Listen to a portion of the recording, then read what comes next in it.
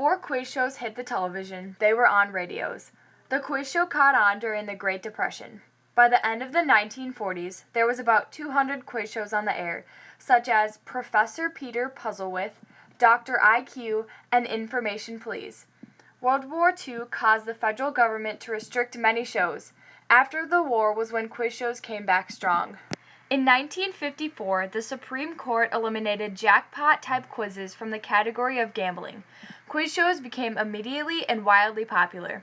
About 47 million viewers tuned in to watch the $64,000 question. Americans liked watching quiz shows because of the big prize money and spontaneous and unpredictable nature. 22 network quiz shows were broadcasted live, mainly during prime time, in the 1957 to 1958 television season. Television reflected the culture of the 1950s and was believed to be trustworthy and factual. But quiz shows shattered those beliefs, showing television was fictional, engineered, and manipulative.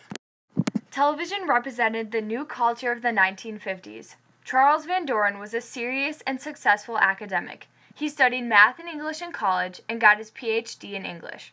Charles Van Doren came from a family of intellectual achievers.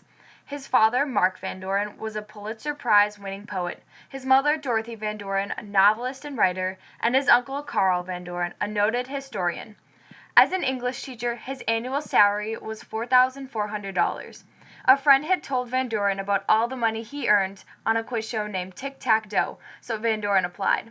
The quiz show 21 wanted to boost their ratings, so the show recruited Charles Van Doren at age 30 because he was charming, a presentable academic with name recognition, and attractive.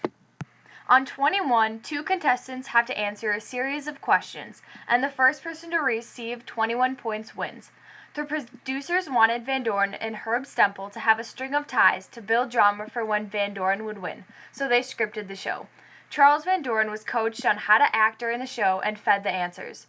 With rising ratings, Van Doren went on a streak where he earned $90,000 in mid-January 1957.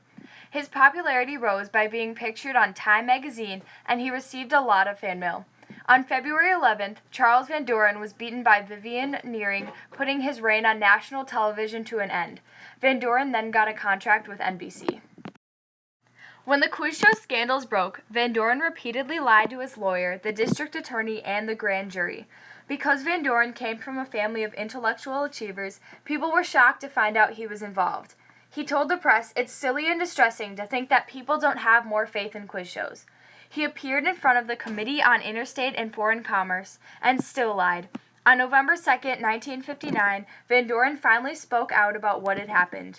Van Doren lost his job, became an author, and didn't use his real name again until the mid-1980s.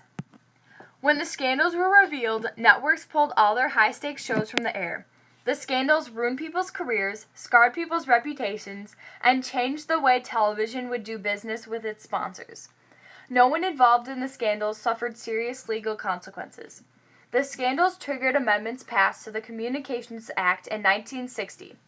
Advertising for television went from being sponsors of the show to buying commercial time. The quiz show scandals have been used to show the downfall of innocence in America.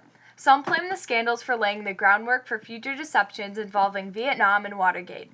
As a result, television networks added more news and documentary programs during the 1960s. Quiz shows returned to television as game shows. By the late 1980s, 30 years after the scandal, game shows were more likely to present contestants with questions requiring everyday knowledge rather than expert knowledge. Quiz shows showed television was fictional, engineered, and manipulative, shattering beliefs that it was supposed to be trustworthy and factual.